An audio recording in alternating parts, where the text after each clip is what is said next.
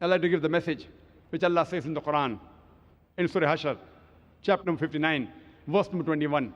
Allah says that had this Quran be revealed on the mountain, it would have surely fallen down in utter ruin. That means if the Quran would have been revealed on a mountain, and if the mountain had feelings, the mountain would have crumbled down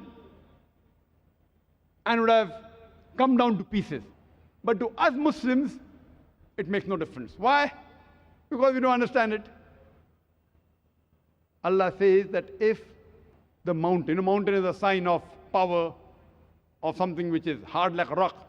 If the Quran would have been revealed on a mountain, the mountain would have fallen down to utter ruin. But it makes no difference to us. We Muslims,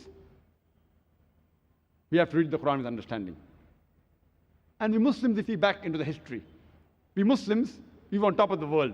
Today, we Muslims on the receiving end. Why? The reason previously we were on top of the world was because we were close to Quran and Sahih Hadith.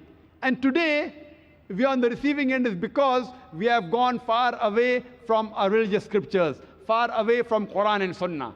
If we get back close to the Quran and Sunnah, inshallah, we Muslims would again become the torchbearers of the world. I would like to end my speech with the hadith of the Prophet Muhammad sallallahu alaihi wasallam, is mentioned in Sahih Bukhari, hadith number 5027. Of Bukhari in the old edition, volume number 6, hadith number 545, where Hazrat Usman, may Allah be pleased with him, said that our beloved Prophet Muhammad sallallahu alaihi wasallam said, "Khayrakum min ta'allamul Qur'ana mu'allaman."